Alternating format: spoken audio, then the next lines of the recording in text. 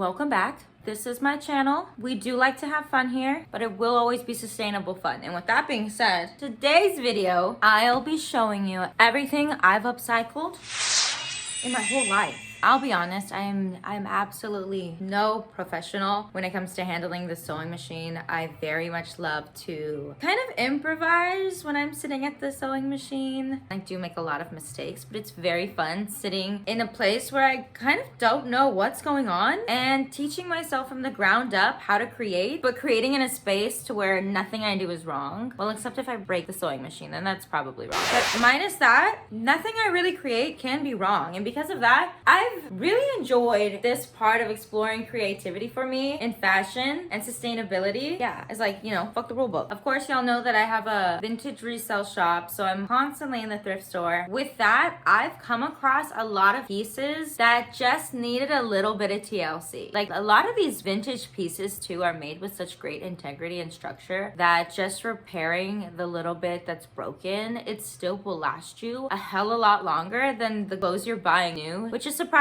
So a lot of that factored into why I chose to upcycle vintage. Upcycling not only brings a beautiful piece back to life, which is a great way to practice sustainability, but it also allows you to have a new creative outlet for yourself. You don't have to be a seamstress to upcycle. You don't have to read even a book on sewing to upcycle. And that's what I love about starting with upcycle when it comes to sustainability and fashion, is you're not really starting from the ground up. You're creatively making someone else's work better by putting your own take on it. And I love that, and I love exploring that. So with that rant being over, let's get into my design. I'm gonna start with my first design that I ever did, which I think was pre-COVID. I love COVID. I don't know why COVID is like the timeline definer in my life. It's like it's my life either before COVID or after COVID, but like that's the definitive time marker. Does anybody else feel that way? I was really big into drawing at the time and painting and art. I love all art forms, but at that particular time in my life, I was doing a lot of painting and drawing, and I had a chance to transfer that into a different medium onto clothing, which was so cute and fun for me. So I did this denim jacket, very simple. Obviously it's my jacket, you can tell by how small it is, made for babies. But I made this jacket and I painted lonesome. It's like a lonesome cowboy jacket. That was the vibe I was going for at the time. I was really into like drawing cowboy skulls, and so I don't know if you can see too well, but I embroidered the wheat that's coming out of his mouth, and he does have a shiny metallic gold tooth. I love detailing. Like, this is so simple, but I love that when you're able to look at something up close, you can really see the detailing of it. I didn't want to do too much, you know, because I still was growing in my confidence of my artwork, but yeah, she's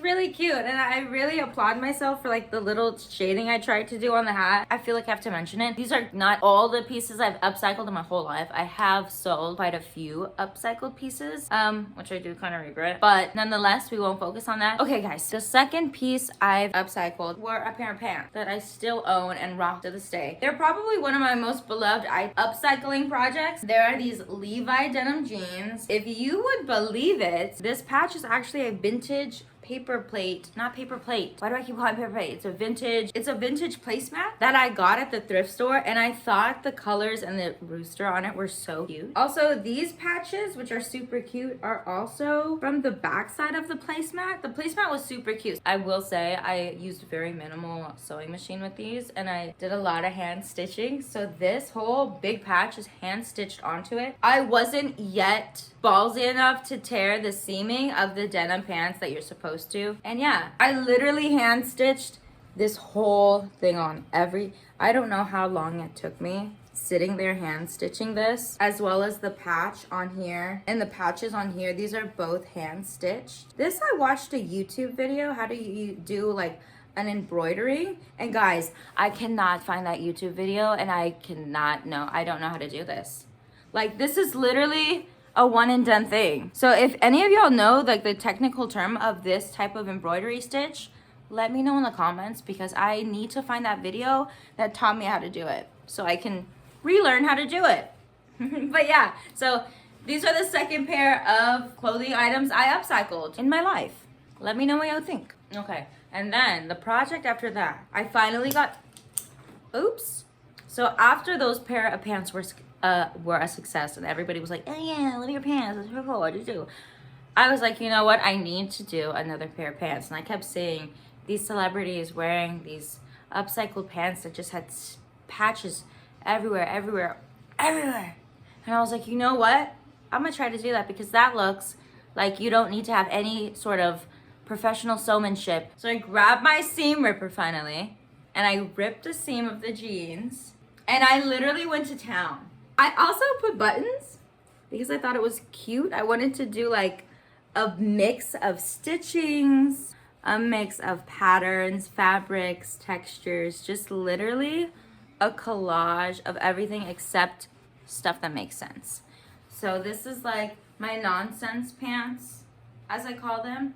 The back is cool because I decided to do like primary stitch coloring design on the back. So I took like yellow, red, blue. Guys, what are the primary colors again? Anyways, yeah, I took some colors. We won't call them primary. Yeah, I really like the back. The back's probably my favorite because it's so simple, and I'm realizing that about my designs as complex as I try to make them. I think I really like going with simple designs, but the back was really cool to me to just kind of do simple line work with the sewing machine on the back of the pant. Like, yeah. So those were my second pair of pants I upcycled. Chaos pants. But disclaimer, I did do a terrible job ripping them. As you can see, I actually ripped the fabric as I was ripping them with my seam ripper. Oopsie daisies. I'm sure that happens to the best of us. Okay, this next upcycling project anybody can do, I literally just used fabric glue. So I found these beautiful doilies at a vintage shop that were just lounging in a basket, being unworn, unused. They were like 25 cents each. And I saw them and I was like, this would be so cute glued because the detailing is so amazing. Like the spider web detailing on that. Literally, girl, all I did was go buy fabric glue and glue it down on the pant.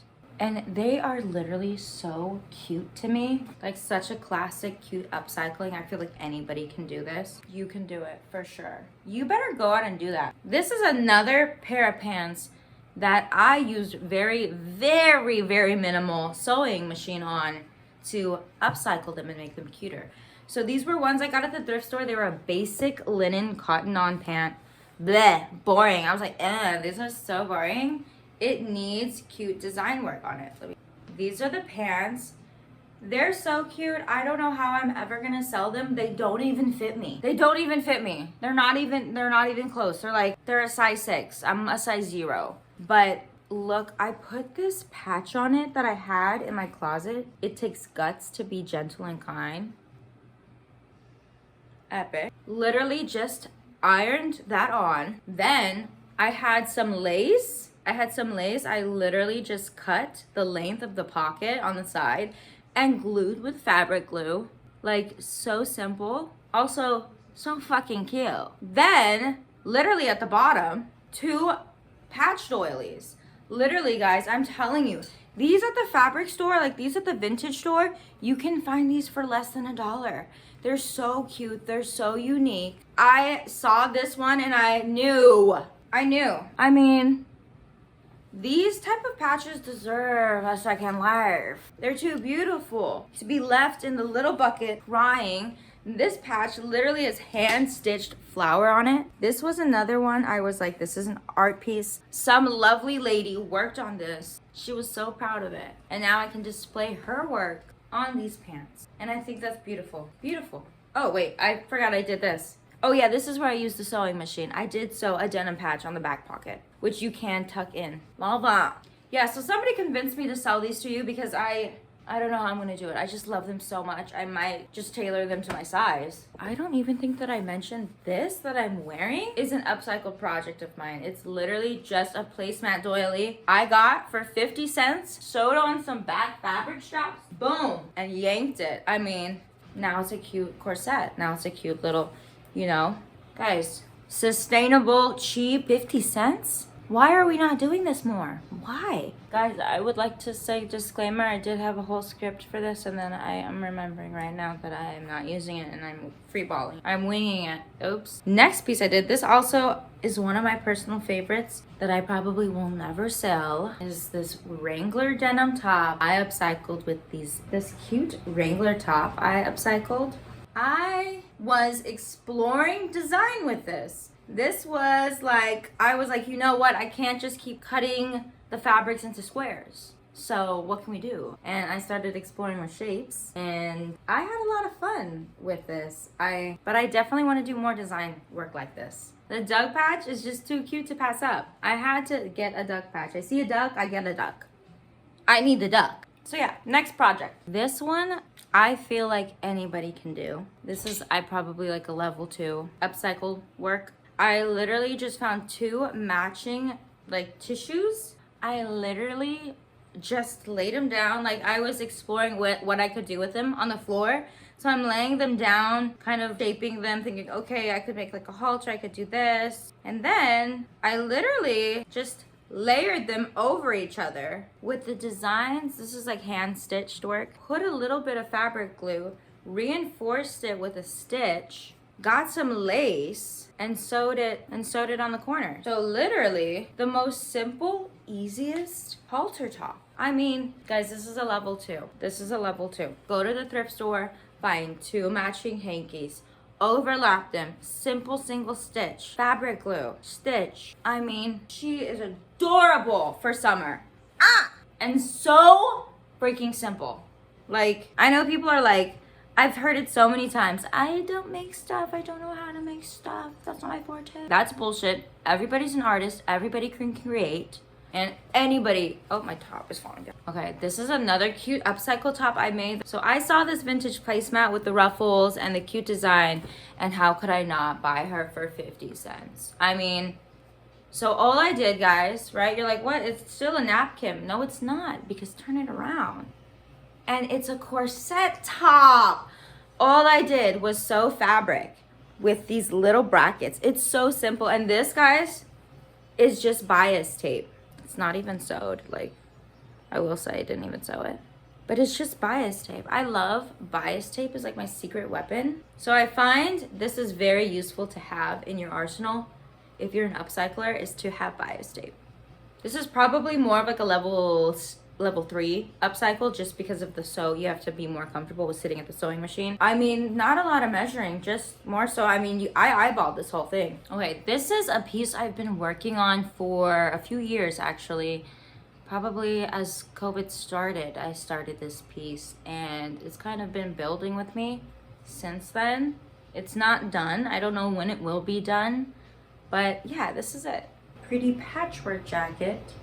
The details on her, super fun, super unique. Of course, like, once again, I had a lot of fun just overlapping fabric and gluing literally anything that my little heart desired. Also love the lace that I've done on the border. Then I ran out of lace and I didn't have enough to go down the back, so just the back has lace. But yeah, I think when she's done, she might be all covered in patches, and she might be like 50 pounds. So I'm very much excited to see her in her full bloom.